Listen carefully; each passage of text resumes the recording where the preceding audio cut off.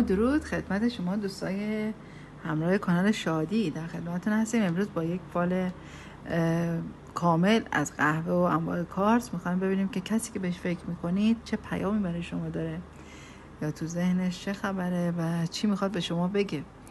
نیت بکنید با انرژی مثبت ببینیم امروز چه خبره برای شما داره و چی میگه به شما.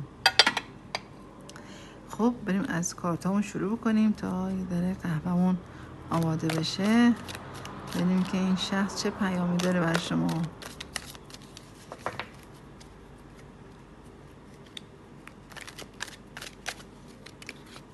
دوستای عزیز کانال رو امیدوارم که سابسکرایب بکنید، داشته باشید و انشالله که با ویدیوهای بهتری بتونیم همراه شما باشیم در آینده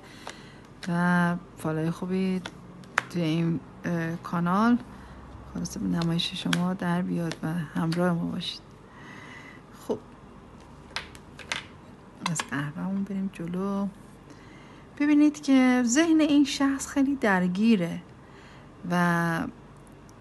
به نظر میاد که آدمایی که دور و برش هستن شاید خیلی تو گوشش دارن میخونن یا وسوسه‌اش میکنن یا ذهنش درگیر یه سری مسائل هست. شاید حتی خبرایی از شما شنیده که خیلی براش تعجب آور بوده یا صحبت‌هایی باهاش شده که در مورد این مسئله نگرانی‌هایی داشته، ولی چشم انتظاره. به نظر میاد این شخص چشم انتظاره.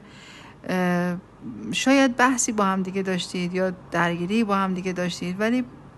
منتظری که شما هم قدمی بردارید. شاید انگار کنار تلفن نشسته منتظر ببینید تلفن زنگی میخوره، ناراحتی هست. بله این موتوریا اگه اجازه بدن گاهی وقتا خیلی دلخور و ناراحته، حتی براش گریه کردن میبینم بعضی وقتا، ولی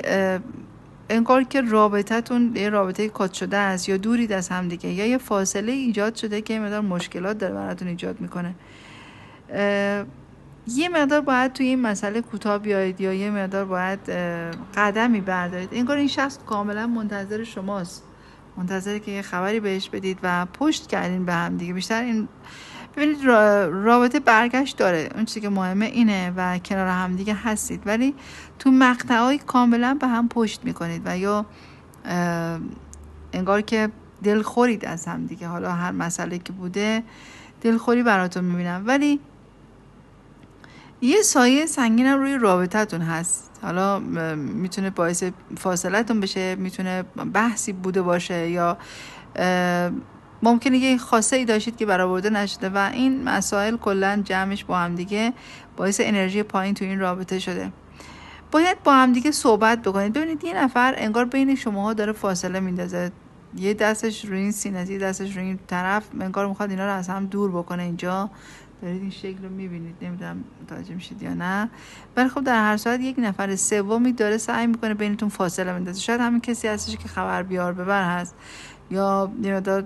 سوء تعبیر داره میشه براتون. ببین اینجا هم چند تا حیوان دارم میبینم به شکل گربه، به شکل نمیدونم یه چیزی مثل هزار پای هم چیزی هست. در هر صورت کسایی هستن که تو گوشش خیلی میخونن و ذهن این شخص رو منفی میکنن، ولی اون چیزی که مسلمه انگار این آدم هنوز داره به شما فکر میکنه، هنوز منتظر شماست، منتظر خبره، منتظره که حالا یا جایی دعوت دارین هر دوتا توی مهمونی، توی مجلس جای همدیگر رو میبینید و این مسئله میتونه آشتی باشه، یا اینکه منتظره که شما بهش پیام بدید، منتظره که خبری از شما بگیره و در هر صورت دیداری داشته باشید. خب ببینیم که اوراکل احساسی به شما چی میگه، پیامی که از این شخص داره برای شما چیه. یه مقدار ممکنه که این شخص دور شده باشه از شما ولی میگه بازگشت داره و سوء تفاهمایی هست، یا ممکنه همون حرف حدیثایی که تو گوشش خوندن گاهی وقتا ممکنه این سوء تفاهم باشه که شما به خاطر پولش این شخص رو میخوای یا شک و تردید دارید که اون شخص چشم به پول شما داره، و یا اینکه نگران این هستش که نکنه رابطه دیگه ای بوده غیر از این شخص، کسی دیگه ای تو رابطه بوده و دلش میخواد که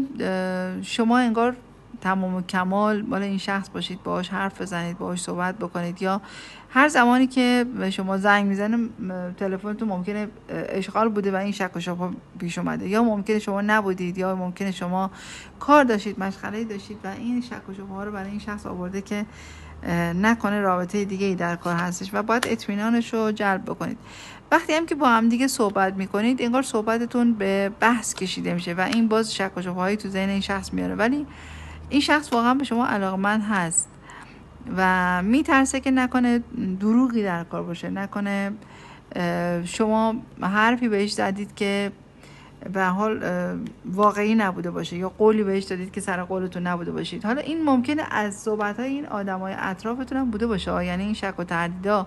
این دلنگرانی‌هایی که این شخص داره برای شما ممکنه که به خاطر حرف و حدیث‌های این کسایی که خبر میبرن میارن، یا حتی ممکنه کسی هم خبر نبره، اون اطراف خودش اون مسائلی که داره براش پیش میاد، اون حادثه و اتفاقایی که داره میفته، یه دفعه گریز میزنه تو این مسئله که نکنه اینم هم چیزی باشه، نکنه در مورد ما هم این مسئله صادق باشه. مثلا 2 نفر با هم قرار کردن، یکیشون رفته سراغ یکی دیگه و داره برای این تعریف میکنه و این شکش میکنه که نکنه توی رابطه منم همچین مشکلی پیش بیاد یا همچین چیزی باشه و اون فکر و خیالای منفی باعث میشه که عکس العملای منفی از این شخص ببینید. ببینید این آدم ممکنه یکم مقتدر باشه، ممکنه آدم باشه که حرف خودش باشه، یا ممکنه که یه مقدار سفت و سخت جایگاهش وایساده باشه و انتظار داره که شما خبری ازش بگیری، قدمی برداری یا به هر حال یه نشونه از شما ببینه و بعضی وقتا احساس میکنه شما سردی یا عقب کشیدی و این مسئله باعث ناراحتیش میشه. در هر صورت اگر هم پیام ندید ممکنه این شخص خودش پیام بده به شما و این ارتباط برقرار بشه دوباره و این رابطه ادامه پیدا بکنه، ولی شما هم یه آدم خاص میبینه و به خاطر اون خاص بودنتون، به خاطر اون قوی بودنتون، به خاطر اینکه یا حالا ممکنه یه نفرم این واسطه کمک بکنه یا بخواد از شما خبری براش ببره و صحبتایی باهاش بکنه که راضی بشه دوباره ارتباط رو برقرار کنه یا با شما صحبت بکنه. در هر صورت یه ذره شک و شبهه وجود داره از طرف این شخص و پیامش اینه که این رابطه روشن باشه، این رابطه باید واضح در موردش صحبت بشه، یا اگر شک و شبهه این شخص باشه شما نباید قهر بکنید، نباید تند باش برخورد بکنید، باید با هم دیگه بشین صحبت بکنید. ببین قلبای شما اون واقعیت رو به هم میگه و این صحبت کردن واقعی براتون هست. گاهی وقتا انگار که حتی اگر دوره دلش تنگ میشه وقتی که این شخص با خودش انگار تجزیه و تحلیل میکنه، دوباره انگار حالا پی به اشتباه خودش هم میبره یا تصمیمش عوض میشه یا میخواد که قدمی برداره و پشیمون میشه. ببینید رابطه شما احتیاج به ارتباط دوباره داره، احتیاج به یه شانس دوباره داره و باید روی این رابطه کار بکنید. شما دقیقاً انگار سولمیت هم دیگه هستید، ولی شک و شبهه ها و مشکلاتی که این وسط هستش یا اون تیره بودن این فضا یا این حال هوا باعث میشه که یه مقدار فکرهای منفی به سرش بزنه و داره از این فکرهای منفی بیرون میاد و دلش میخواد که الان انگار موقعشه که شما خبری بگیرید یا خبری بدید یا صحبتی باهاش بکنید و این مسئله بتونه سریعتر حل بشه برای هر دوی شما. خب ببینیم که این کارتا چی میگه. ببینید هر دوی شما انگار دلتنگید، دلتون واقعا برای همدیگه تنگ شده و منتظر یک صحبت، پیام یا مشاوره، یک مشورتی هستید که باید همدیگر رو جایی ببینید یا قراری بذارید، یا میتونه یکی از دوستای شما واسطه باشه و این قرارداد رو برای شما تنظیم بکنه و این شخص بتونه با شما صحبت بکنه و از این نگرانی و استرس و دلشوره در بیاد. در هر صورت هر دوی شما منتظر، انگار دائم گوشیاتون رو چک میکنید، منتظر ببینید که کی خبر میشه، کی پیام میده یا کی برمیگرده و این مسئله مستلزم این هستش که یه خورده کوتاه بیاید، یه خورده صبوری بکنید، یه خورده صبر کنید که شناخت بیشتری از هم دیگه داشته باشید و ناراحتی‌ها رو خیلی بزرگ نکنید. گاهی وقتا ممکنه اون رفتار، اون حرکتی که اون شخص کرده برای شما خیلی آزرده کرده شما رو یا آزاردهنده بوده، ولی میتونید در موردش صحبت بکنید و بعد از صحبت کردن انگار این مسئله براتون حل میشه از هر دو طرف و میتونه این رابطه به خوبی ادامه پیدا بکنه. خب دوستان دیگه چیز خاصی نداریم، امیدواریم که خبرهای خوب ازتون بشنویم و بهترین براتون اتفاق بیفته. دوستاتون رو معرفی بکنید، این کانال رو دنبال بکنید و همراه ما باشید. امیدوارم که با ویدیوهای بهتری در آینده ان شاء الله در خدمتتون باشیم و کسایی که دوست دارید فال شخصی یا آموزش فال ببینید میتونید به این شماره تلفنی که اینجا براتون میذاریم زنگ بزنید، خبر بدید، پیام بدید یا تماس داشته باشید، راهنماییتون میکنن و